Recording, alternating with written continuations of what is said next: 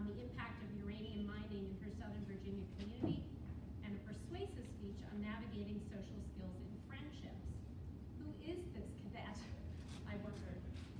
After working with her on a Woods Creek Greenway project in fieldwork and 2 independent studies concerning adolescent literacy development and girls' education, I recognized a young woman who was pragmatic and deeply invested in making something of her education. What Annika thought was important to learn and participate in bridged the personal and the socio-political. To her, a VMI education seemed to be about understanding her place, as well as how she might share her learning privileges in the world. It was clear that Annika had an innate sense and empathy for learning constraints, and yet conditioning oneself for possibilities. As she'll tell you, her journey with the Honors Project began when I asked her to help me initiate a pilot program called the Rockbridge Girls Leadership Exchange here in the county. I wanted her to help think about how we might mentor students at Maury Rivers Middle School's after-school flow program, both in social leadership skills and academic futures. What I couldn't predict was that Annika would find intimate connections and real needs between the social literacy concerns of these middle school girls, her peer cadets, and her own learning path. Action research and service learning requires risk, reflection, perseverance. It requires reciprocating between clear objectives and the complexities of an actual learning context. Annika was eager to meet each challenge, and she has been a pleasure to observe and guide through this process. And I give you Annika.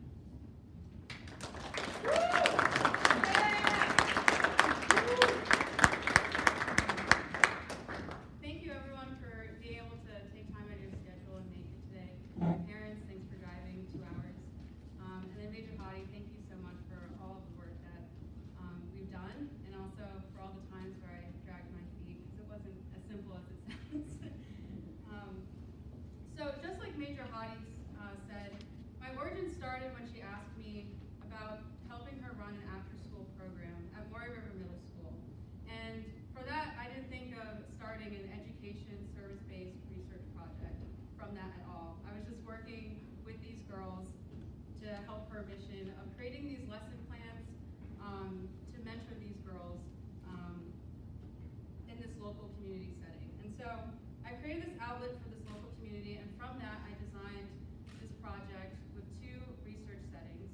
One, the camp that I'm about to tell you about, and then also another one with the cadets, where I created a focus group with VMI female cadets here on post to serve as the mentors for the possible future of a Rockbridge summer leadership camp. And so this need came about my own narrative, where I thought about myself as a learner.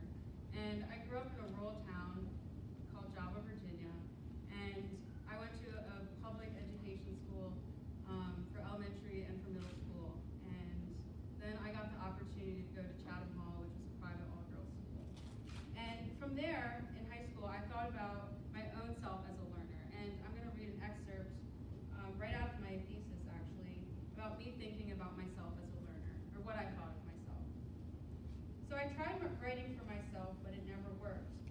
Countless times, my teachers had always praised me for my writing, but criticized not too much after about something that was missing.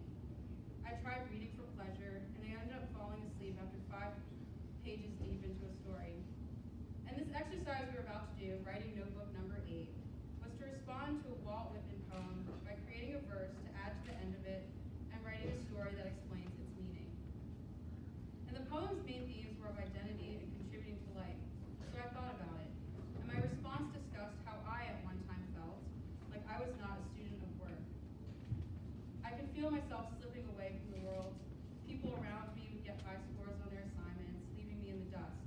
And I would always wonder if I would contribute to my class or to my high school in any way.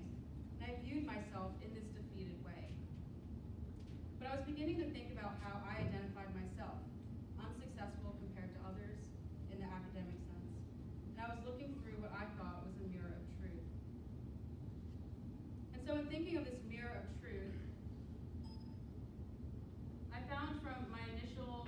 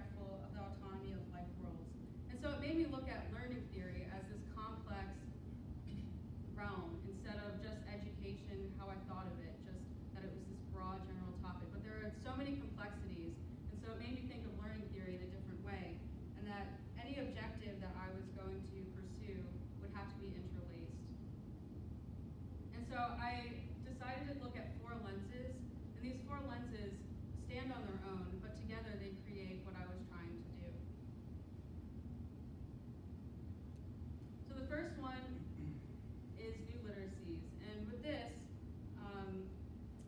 scholar Shirley Bryce Heath talks about this third space, creating this setting away from school and away from home, where you can totally unfold yourself. And so that was kind of like this whole idea of creating this camp, or creating these focus group experiences, having this separate setting that is unknown and uncharted, that we've never seen before. And so in that, we bring and borrow what we know already from our school and our home worlds into this new setting. And then Scholar G talks about this identity toolkit. And so all of these experiences, all of these things we're borrowing and bringing into this space, it's part of our toolkit, and that carries wherever we go. Next, we talk about adolescent discourses and how this helps me understand just the constraints of adolescence itself. The stage of development, without thinking too much in the psychology department. Just being an adolescent in general is a time of growth and self-development, and then also just soaking up what's around us. And I think that we can relate to this when you think about being an adolescent yourself. It was a time of unknown, of trying to discover who you are. But there were also individual insecurities you were dealing with, and then also just the social constraints around you too, in your schools and at your homes. And so this was a key piece to understanding the girls as well, because they're bringing in the ones that come from the Rockbridge County community, that they bring in from their homes, that are different from ones that I could even begin to imagine.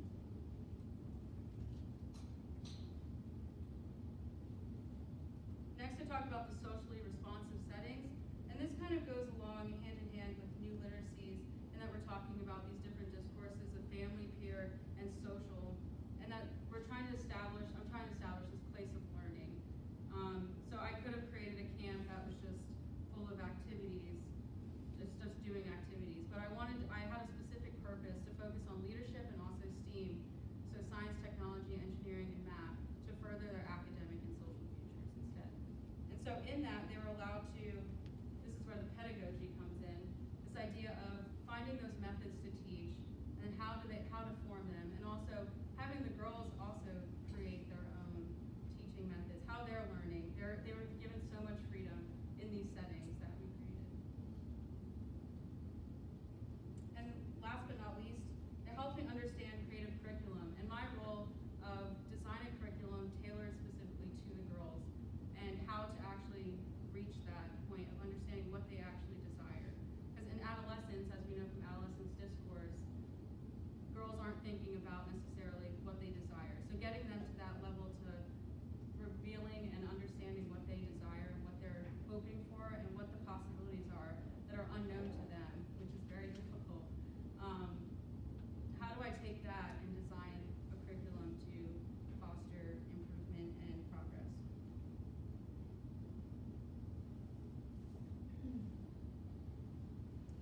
So I had questions along every step of the process.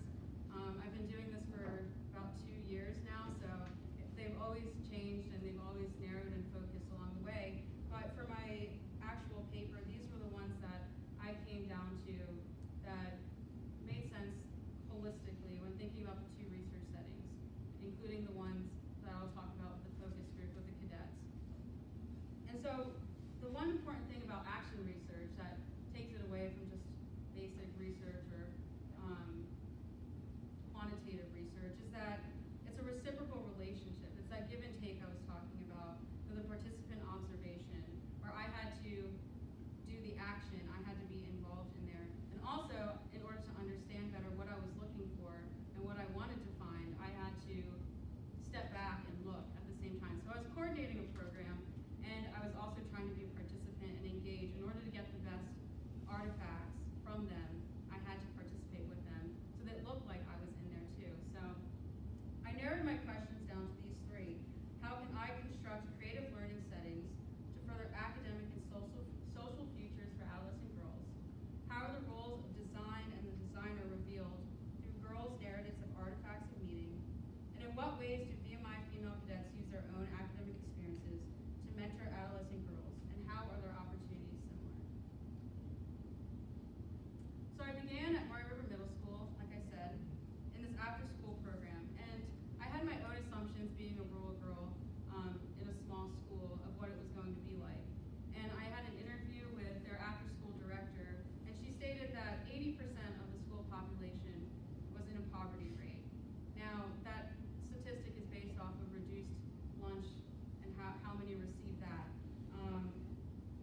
figured that the stat didn't give the full picture of what the landscape was at all. And that statistics don't give us that full picture.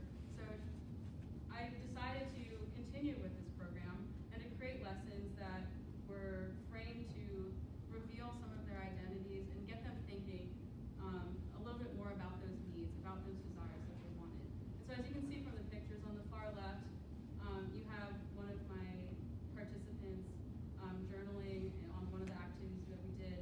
We have them dancing in this corner. That's fun. And then we also have just the note-taking of just the scribbles and everything of what they actually were thinking about. You see they wanted to do physical activity. They wanted to be outside. They wanted to engage in science. They wanted to build things. They wanted to play sports. So they had all of these desires that they were getting built up that they couldn't express in their own school setting or at home. And so we have, again, these two learning settings. I'm trying to keep reiterating so I don't confuse you. And so from there we have the Rockridge Girls Leadership Exchange. And I have some statistics up here, so as I talk more about it, it doesn't confuse you. So the first we have the participants, and then we have the duration of these two settings, what the data that we collected from them were, and then also what I was trying to look for in order to analyze that.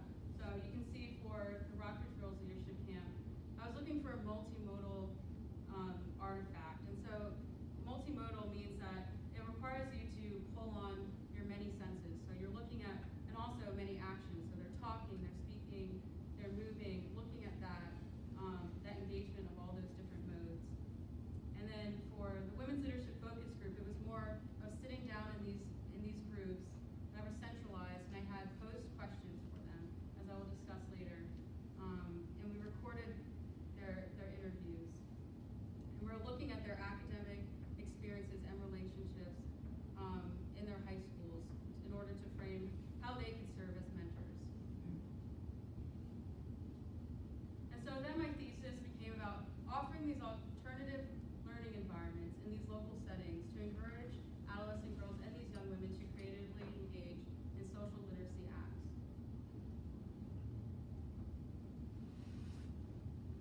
So for the Rockridge Girls Leadership Exchange, it was really focused on community building within these literacy events. And so we had a scenario called Layers of Place, in which we had 4 separate activities as expressed in these photos, where girls created their own narratives and then transformed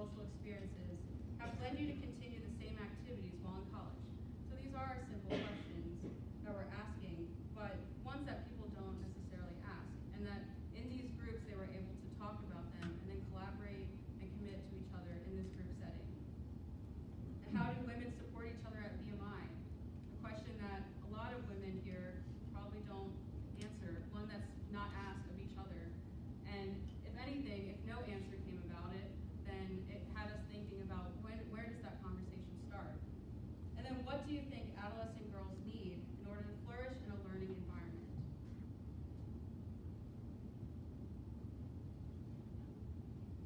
So, as you can see, that's Colonel Sullivan. We spend a lot of time outside. And we're looking at qualitative research, and I don't even want to call it data. It's really a learning event that is taking place, learning artifacts that we're collecting. There's nothing really concrete except for the artifacts that the girls are making with their sculptures and their digital stories. But within that, you have to analyze it in some way. And so I found that the best way to look at that is phenomenologically, in which it calls upon two separate entities of interpretation and perceptions. And this was the best way for me to look at this because I was lost in this process of analyzing. I wasn't an expert on how to look at these artifacts that are so qualitative, they're so personal. So how could I ever look at that? So we have perceptions, how they actually perceived, how they presented this on face value, so how you see it, and then also how I interpreted it or how we could interpret it together. And so the first exercise we did when we started the camp to begin with was trying to build this creative community initially off the start. We had 15 girls. The majority came from Roaring River Middle School, but there were also a lot of them that came from the outside community. We called upon the other counties to bring in some of those girls too. And so we had this population of girls that didn't know each other at all. And so the first activity we did asked them to ask them where they were from and then what they hoped for. And as you can see on this list, most of them asked more about what they were hoping for. So we have a lot of I am froms, but they had a lot of hopes too. And so really this just started the initial collaborative community that we were trying to create. We were trying to design this social group. And we were really trying to learn about the girls and then also have them feel that they can take that risk in this setting, that they can start taking risks. Even though we only had this activity for an hour on the schedule, they were able to put down some of their personal thoughts, some of their personal hopes in this and throw it in the collective middle. And that really shows just some of the bringing and the borrowing still in action.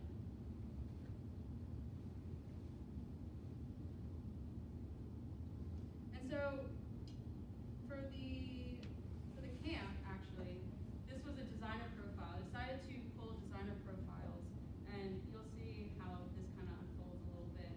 But we had this activity called the Circle Tarp activity, in which the girls were in this big circle on this tarp, and they were all supposed to stand on top of it, and they were supposed to flip it over. And in order to achieve this objective at all, there has to be one person that finally just takes charge. And so it was really fun to see how long it would take them to pick, who would take charge. But it ended up being the girl that just an hour before that had been totally excluded from the group. I thought she was totally going to give up on this camp at all, and I was so pumped about it. So about this camp, and then she was just like, no, I'm not going to be a part of this. And we saw her step up and take charge in this Circle Tarp activity. And I didn't really think of this as a moment of anything of any worth until I looked at her journal later, and she described this event. She described the feelings before of how she was unsure about how to act in this setting of girls, how she didn't feel comfortable, and then also afterwards, how she felt so proud of herself for taking charge and stepping up. And so that is where I actually even thought of pulling this as a designer profile. And so if you look at my chart, you can see the observations being as that perception. The perception comes really from the reflective journal. And then the constructed meaning, which is the interpretation, how I thought that she was working out the insecurities of the individual and then also her group. And so I'm about to read how I describe this in my thesis because I do take a narrative tone in how I describe this event. So we got her to take the lead on the tarp game after lunch, one in which everyone had to stand on the surface of it and work together to flip it to the other side without anyone falling off. The girls squealed over the idea and pounced on the plastic lining ready for the challenge. I placed my quiet camper at the edge and said, go! And with an abundance of laughter and imbalance, girls' arms were flailing, bodies were falling, and to my leader's realization, the only way to accomplish the task was to analyze the situation, take control, and direct others.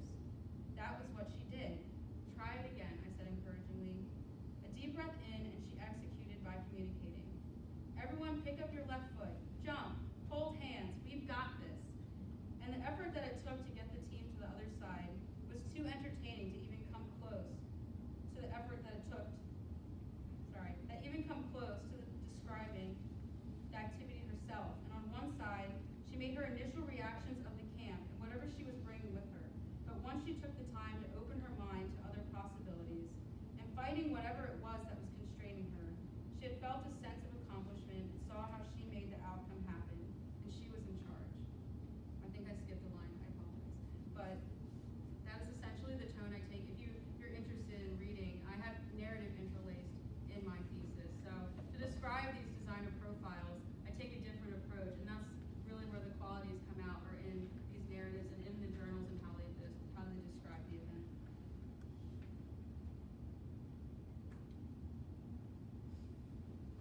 So another profile comes from another girl, and we can follow the scenario layers of place. And this is where you can actually see the STEAM curriculum coming out, where you have the girl writing her narrative in her journal, her initial narrative, and then creating a 3D model outside, and then also taking that and turning it into a digital story. So we have the narrative piece, the art piece, we have the technology piece, and then we also have the science of working with the resources outside.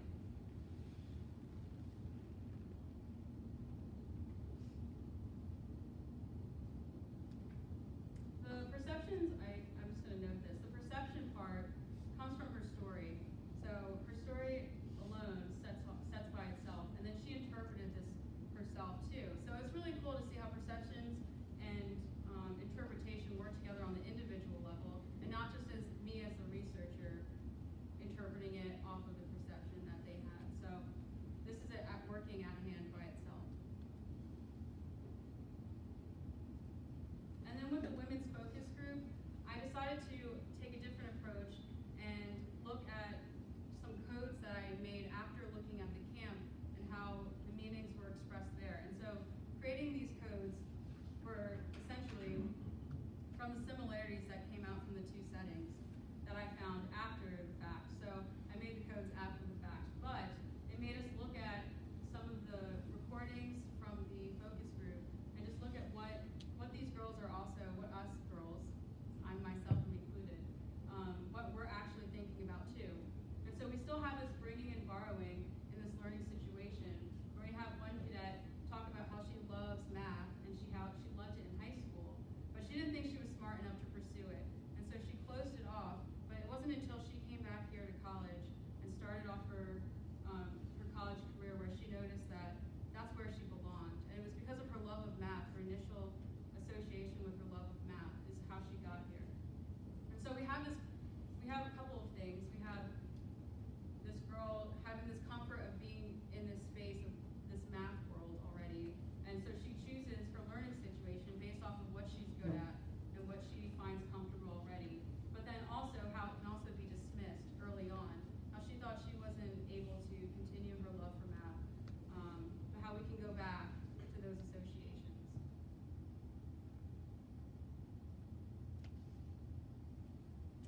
And to conclude,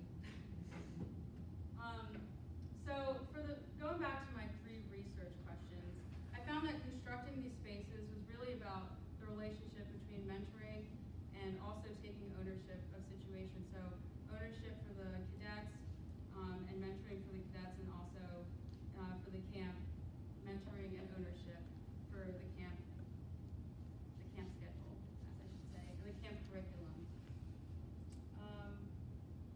If anything, I hope this project serves as significant for the future, that one day this program will be able to be a full running program as a local outlet for the local girls in this community, and also to serve as an outlet for cadets to be able to showcase their leadership